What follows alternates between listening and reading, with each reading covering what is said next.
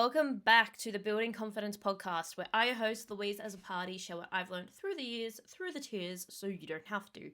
This is episode 96, and we're going to be talking about how advice is like seasonal clothing. This episode is proudly supported by the Diesel Dirt and Turf Expo, and I'll talk a little bit more about that later on. Alright, so advice is like seasonal clothing. I am actually in the midst of an episode of this at the moment. And what do I mean by an episode of this? What is an episode of advice is like seasonal clothing? You know when you get just like a lot of advice chucked at you. And you know what? Sometimes you're like, this is actually really, really good advice, but it might be conflicting to something else you might have going on. It might just be a lot to take on at one time to create a lot of change with the advice at one time. It might not be useful at all, but like good and useful are two different things as well, which kind of goes into the topic that I tried to record, but then I stumbled on. But anyway, advice is like seasonal clothing. So what do I mean by this straight on? Sometimes advice is useful at the current moment, and sometimes the advice is useful later. Seasonal clothing is not useful all the time. In Australia, where I live, I will definitely not be wearing the same outfit in summer and winter. You know, the weather's a bit crazy. Wherever you are on climate change and global warming, whatever it is, the seasons are changing. Whatever it is, it's strange. But summer, in our 43-degree heat, I will not be wearing what I would wear when, I wake up in the morning, and especially when I used to go out on the tools, and it would be like 0 degrees. No. My jumper, my 3 jumpers, and I used to wear like tights and then like work pants and then sometimes like rain pants over the top. That is not useful in my 43-degree heat. No. But does that mean that my rain clothes and my winter clothes are not useful at all? No. They are still useful. So this advice is like seasonal clothing, is that sometimes the advice is not right for you then, but you might use it later. I come across this as someone who does a lot. I feel like I do a lot. And, there's different meanings to what a lot is. I'm going to probably keep referencing back to the episode that I tried to record but didn't get out.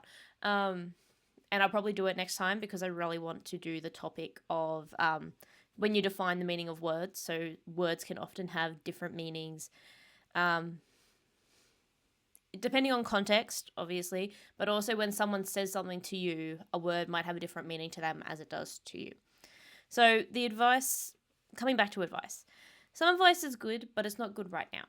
And as someone who does a lot and who pushes a lot of limits, especially working in a space that is quite opinion-based, women in trades, women in general, women careers, there's a lot of opinions being thrown around.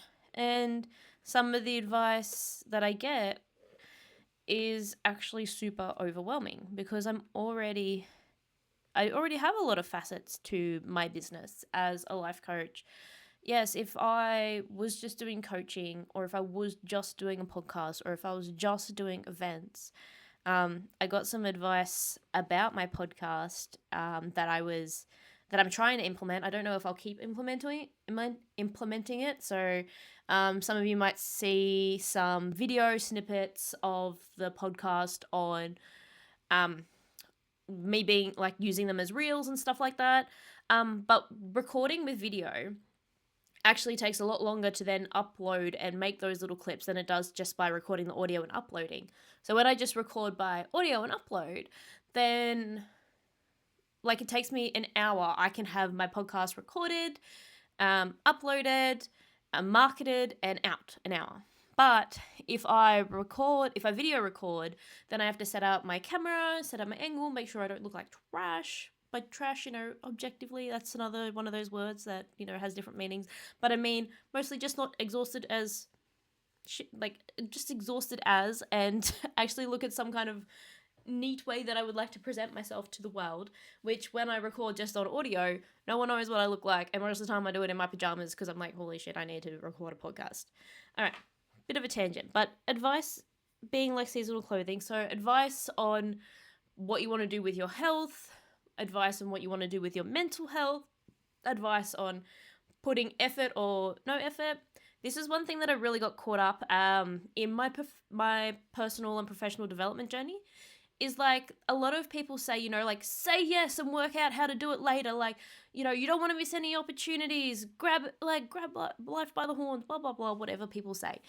But when you are grabbing all the opportunities that are being thrown at you, and lots of opportunities are being thrown at you, you kind of reach this peak where if you don't say no, you'll burn yourself out. You physically don't have any more time to take on these opportunities. When growth happens outside of your comfort zone, which I 110% agree with, growth is exhausting. So if you are always outside of your comfort zone, then you might find yourself getting burnt out. So at that point of time, depending on what your life looks like, you know, growth is outside of your comfort zone is useful, and sometimes it makes you want to cry because you're like, I live outside of my comfort zone. You want me to even stretch further than this? But if you're at a time in your life where you feel like, actually, I'm stuck, I'm not going anywhere, I'm super comfortable, I feel like I'm not growing, then growth is outside of your comfort zone and growth is uncomfortable is useful information. But if you are at your wit's end, taking on every opportunity and saying yes to everything, then stretching yourself and saying yes to every opportunity is not useful. If you're starting out in your career and you're like, oh my God, how do I get experience? Say yes to every goddamn opportunity. But if you are mid of your career, just set a whole heap of goals and achieve them. You're multifaceted in like what you like to do. So a lot of my girls that are in trades also want to support women in trades, do initiatives like that. Like, yeah, if you're doing a few different things, that can be exhausting. And even I've got one of my girls at the moment. She is killing it in her trade. She's becoming supervisor, stepping up in leadership roles. She's adding to her qualifications, doing women in trade things.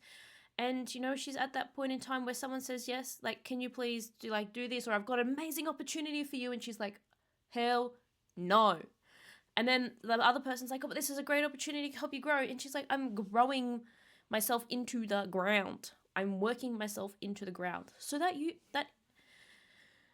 advice is not useful at that time. Doesn't mean it's not good advice. It just depends on where you are in life. So yes, the advice of me recording my podcast on video to upload it it's good advice. I believe that, yeah, that's another medium that my podcast can get out there. But if I'm short on time, then that advice is not useful, because if I try and add anything else into my schedule, then my podcast just won't get done. When the main goal is my podcast to get done, and then when I have more time, then it's to make my podcast up the downloads, get it out more, which I'm kind of in that zone at the moment. So I am trying that piece of advice. Researching hashtags. I'm very much in the business world right now. But when you are starting out your apprenticeship, often you say yes to a lot of opportunities. Maybe if you're midway through your apprenticeship, maybe you have to start knocking some of those opportunities back if they're coming at you too much. And when someone's excited to share something with you, you say no. Because sometimes you're stretching yourself too thin. And that's not a problem. If you recognize that you're stretching yourself too thin and need to start saying no, not a problem at all. People who are in their phase of life of, you know, really wanting opportunities to come to them and they don't have any, and they're like, what do you mean you're not saying yes to this opportunity? Their surprise is different because they are at a different stage of life. Oh, yes. Oh, this one. I just thought of this one. Working for large, quote-unquote, reputable companies. Oh, my God. Some businesses are like turds with glitter. Poo with glitter on them. And so, like, I've worked for a few large companies, and I don't want to shit on them too much. But if you if you know my job history, you kind of know, you Google me, you'll be able to find out what these places are. And people are like, oh my God, it's amazing to work there. It's amazing to work there. And you'd be like, no, it's not actually. It's not actually. And some people are like, you got to work for a large company because, you know, this and this and this. And you know what? Sometimes that advice might be useful, but if your experience is very different, then if you're in a position where you are thinking of leaving that company, those comments, I suppose they're not advice, but those comments of how amazing it would be to work for said company are not useful. And sometimes if you've made the decision to leave a company and you have doubts and you're scared, and someone says, oh my God, it must be amazing to work for them, then you might go back on what you were doing. So just have a think about it. Some of the advice you get might be useful at the moment, it might be useful later, or it might just not fit. Another thing that I like is advice is like a gift of clothing. Sometimes you wear that clothing all the time. Sometimes you get it in the wrong season and then you wear it in the right season. So in summer, so in Australia, it's summer over Christmas time. So you might get a winter piece of clothing as a gift in summertime. So you don't wear it straight away. And some of the clothing that you get, you might either donate it, try and return it straight away because it's just not right for you. So have a think about it. If there is any advice you've been getting, just have a think. Is it for you now? Is it for you later? Or possibly not at all? And there is no right or wrong answer here. It's just something for you to work with. I don't know if I mentioned this in my last podcast, but I think I'm going to do another episode on feedback in general. But when someone gives you advice or feedback, you can just say, thank you for your advice. And the way that I heard this is in the concept of feedback. You know, if someone gives you feedback, you say, thank you for your feedback. It is their feedback that they have given you, and you can decide if you take that on. And same with advice. Thank you for your advice. You're acknowledging that they've given you advice. They probably mean well with giving you the advice, and you get to decide what you do with it. Alrighty. So that is this. Anyway, I'm in a bit of scattered head position. I hope that this podcast is useful for people who are getting a lot of advice and need to make some discernment between on what they need and what they don't need.